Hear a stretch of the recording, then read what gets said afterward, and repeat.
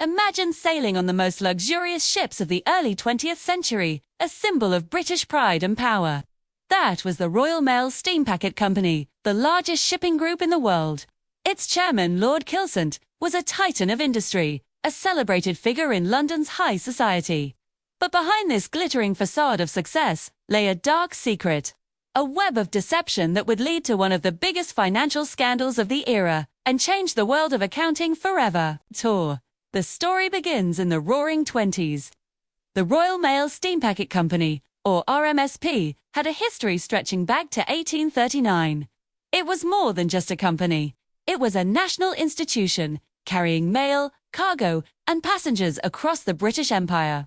At its helm was Owen Cosby Phillips, better known as Lord Kylsant, a man of immense ambition and charisma. He had built a colossal shipping empire through a series of bold and often risky acquisitions.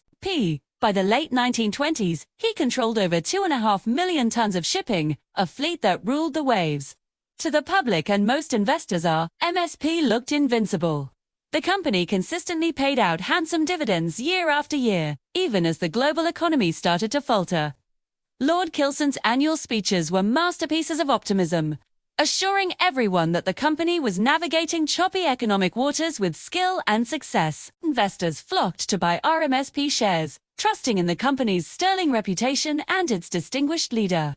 But the reality was grim. The post-World War I shipping boom had collapsed, leaving the industry struggling with overcapacity and falling profits. RMSP was bleeding money. So how could it afford to pay those generous dividends? This is where the deception begins. Lord Kylsant and his finance director, Harold Morland, devised a clever but dishonest accounting trick.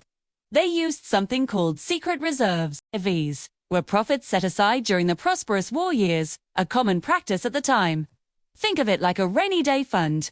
But instead of using this fund to weather a temporary storm, Lord Kylsant used it to mask massive operating losses. For 7 consecutive years, from 1921 to 1927, RMSP's accounts showed a profit. But these profits weren't from shipping. They were created by secretly transferring millions of pounds from these hidden reserves into the main profit and loss account. The company wasn't earning money. It was just moving old money around to create the illusion of profitability.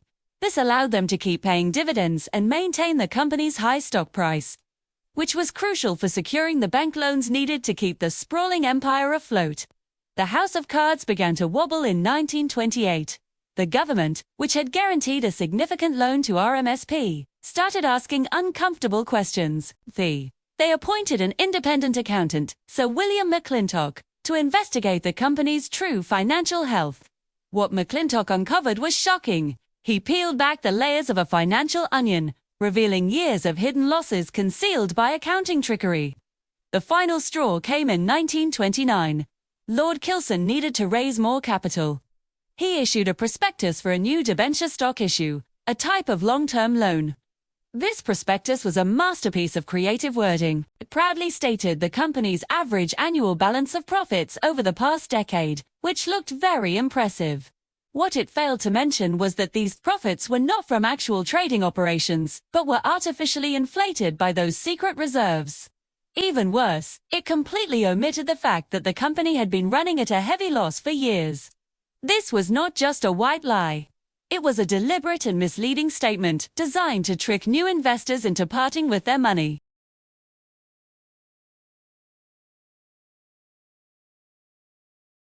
The British government, desperate to avoid a catastrophic failure that could ripple through the entire economy, stepped in. Lord Kylsant was forced to resign. In May 1931, the scandal erupted into the public eye. The great Lord Kylsant, along with his finance director Harold Morland, was arrested and charged with publishing a false prospectus with intent to deceive investors.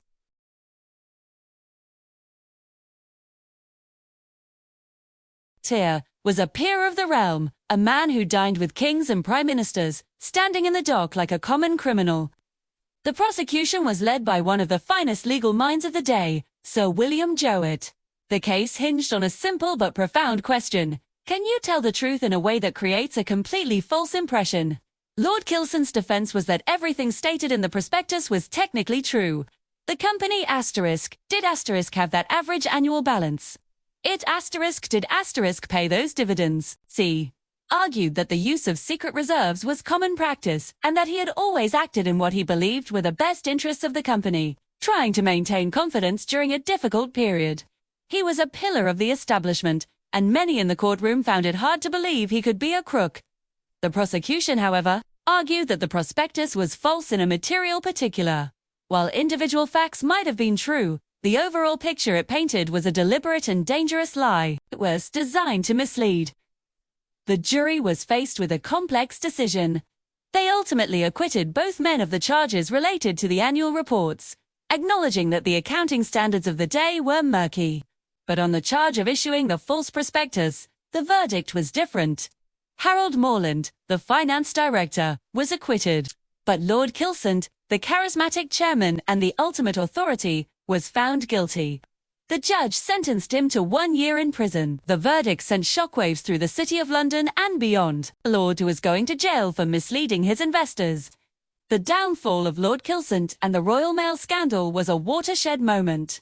It revealed the gaping holes in corporate governance and accounting practices of the time. The idea that a company's accounts could be technically correct, yet fundamentally misleading was a terrifying revelation for the public and the government. The fallout led directly to major reforms. The Companies Act of 1948 in the UK introduced much stricter rules for financial reporting. It mandated that companies must provide a true and fair view of their financial position, a principle that remains the bedrock of accounting standards worldwide. Companies were now required to disclose the use of reserves and provide much more detailed information in their profit and loss accounts. The age of secret reserves and deliberately obscure financial statements was over. The accounting profession itself was forced to standardize its practices, leading to the creation of modern auditing standards. What of the Royal Mail Steam Packet Company? It was restructured and broken up, with its constituent shipping lines becoming independent entities once more. Lord Kylsant served his time in Wormwood Scrubs prison. Upon his release, he was a broken man, stripped of his titles and his reputation. He lived the rest of his life in obscurity, passing away in 1937. His shipping empire was gone, his name forever linked with scandal. The Royal Mail case is a timeless cautionary tale. It shows how ambition, when unchecked by ethics, can lead to ruin. It's a story of how a single document, a prospectus, can be a weapon of deception, and how the pursuit of maintaining appearances at all costs can destroy a legacy.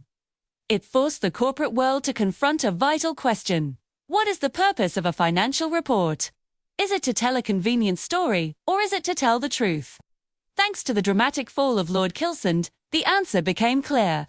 The scandal, in its own way, built the foundations of the transparent corporate world we expect today. Spans, ensuring that investors are given a true and fair view, not just a cleverly crafted illusion. Thanks for watching. If you found this piece of financial history interesting, please hit the like button and subscribe for more stories like this one. See you next time.